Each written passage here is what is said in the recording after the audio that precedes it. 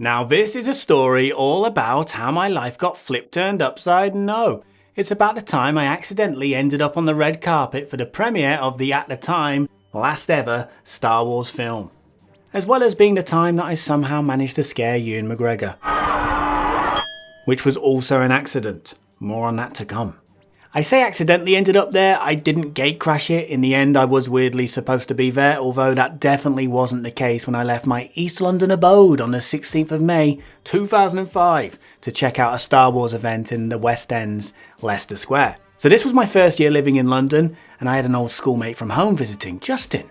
We're both Star Wars fans, still are to this day, and we knew the Revenge of the Sith premiere was happening in Leicester Square, and there was also a load of cinemas showing the old films. And we don't really ever go down to that part of London, it's more for tourists and they have big premieres there quite often. Anyway, the premiere was happening that night in the big Odeon, and in all of the smaller cinemas they were showing all of the older Star Wars films.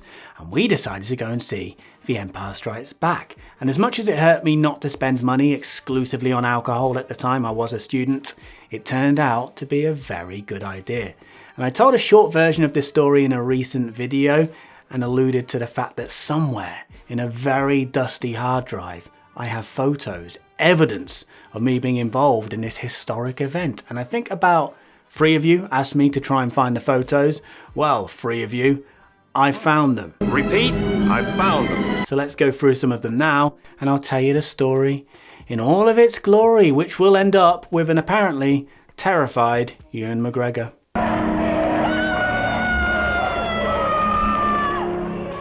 Man, this video footage, I guess at the time this was acceptable, if not incredible. Okay, so, as I mentioned, there was a big event going on in Leicester Square. You had a lot of people in costume. I presume the 501st UK Garrison were there. There's me with 2 of them. Now that's Irish James. He's from Ireland and he's called James. Put it together, Irish James. I remember he met up with us in the square just to soak in the atmosphere, but he was too tight to spend money on going to see The Empire Strikes Back, which I'll come on to, ended up with him maybe being at the premiere that night. So anyway, have you spotted who's behind him?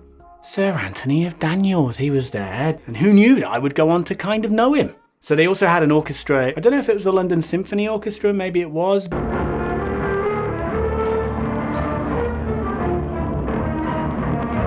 Now at this point, we'd gone around the square, we'd done photos, we'd gone into the smaller cinema to see The Empire Strikes Back. We didn't know this until we got into our seat, but they were doing a draw in that showing. I don't know if they were doing it in a load of different showings in the different cinemas, but anyway, in ours they were. And before the film started, before the never-ending run of adverts began, a member of staff came down and announced that they were doing a draw for everybody sat in there, based on your seat number, your ticket number, and whoever got picked out would win a pair of tickets to that night's premiere of Revenge of the Sith. As I said, at the time, the last ever Star Wars film. And Justin had his seat number picked out, which was pretty good news for me because he knew nobody else in that there London town, so pretty much, unless he wanted to be homeless for the evening, had no choice but to bring moi. So fast forward a few hours and we are on the red carpet. There's the evidence. This is probably the most shocking thing you're going to see in this video. Me with short hair. Still silly hair. I believe they called it the Hoxton Quiff at the time. I'm wearing that jacket, which you didn't see me wearing earlier. We obviously didn't know about this. We don't really, or I certainly didn't at the time, have any smart clothes to wear anyway, even if I did know about this, but we also didn't have time to go home anyway and get changed. We would have missed it. So I remember I knew a mate called Brady was on a date with a girl nearby in a bar in Soho. So I called him up and just said, look mate, this has happened. Would you be able to help me somehow? You got any nice clothes on? We're not even a similar size. I don't know why I called him. But anyway, he had this blazer on, which you can see me wearing. So bless him. He ran to the square, took it off, and was left with a sleeveless t-shirt on. The heavens were about to open. So he got drowned as well, went back to his date. And there's me. There's me on the red carpet with that blazer on, looking a little bit more like I should be there, but still, definitely not. Should I have been there? There is the Emperor himself, Ian McDiarmid, doing press interviews on the red carpet. There is the creator doing the same aforementioned activity that happens a lot on the red carpet. On to the incident with Ewan McGregor. We were new to this, actually. In various careers, roles in life, I've actually been on that other side of the red carpet in terms of interviewing people. But back then, I had no red carpet etiquette. I had no premiere etiquette. I barely had any life etiquette. So this was all new. I didn't really know what to do. We were seeing like heroes, legends appearing next to us, rubbing shoulders with us. And there was no social distancing in play back then. So we didn't really know how to play this. And I know we kept walking up and down the carpet. And at the end, someone came over and said, look, can you just go in, please? Like genuinely, which is a bit embarrassing. But anyway, I remember we saw a car arrive. And people started going crazy, cheering, screaming. So we went over to the car and we saw it was Ewan McGregor and Hayden Christensen. And basically got a bit too excited, got a bit too close, a bit too fast, and this was Ewan's reaction. Hayden, the hero. Now, this mortifies me looking back at it, it really does. But the good news is, if you're me, which I am, I have evidence which proves I wasn't holding the camera. It was Justin. There he is, conclusive. So finally we got forced into the cinema. There's me looking pretty smug with my ticket and I don't know who that is growing out of me.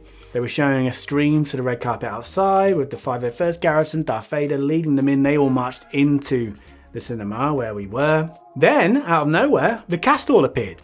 And there was a few speeches. I think Rick McCallum did the first speech, and he brought George Lucas on for the main speech. Master himself, Mr. George Of which I recorded about 3 or 4 words. And But it was really special sitting there as a fan, completely unexpected and not used to this kind of thing anyway. And George Lucas is up there, meters away giving this speech. And I do remember him, beyond those words that I just played you, I do remember him saying something like, the light's gone. I've got real lighting issues. I've got real life issues. But I remember him saying something like, London is Star Wars' second home. So it's great that we're ending this. We're ending this here with this premiere all together as a family or something along those lines. And then they all went off. No trailers, no adverts, straight into the action. And yeah, I was the guy who took that picture. Or was it Justin? Who knows? Probably Justin. Let's just blame it on Justin. He's not even here to defend himself. And I remember at the end, leaving the cinema, we saw Simon Pegg and David Walliams. That is Simon Pegg on the left, David Walliams on the right. And again, no etiquette. Went up and asked them what they thought of it. And they both said they thought it was very good. I don't know if Simon Pegg was just being polite because he's not been so enthusiastic, has he, about the prequels publicly, really. But to me, at least, he said he enjoyed it. He liked it. So there you go. I hope that was worth the wait. You 3 people.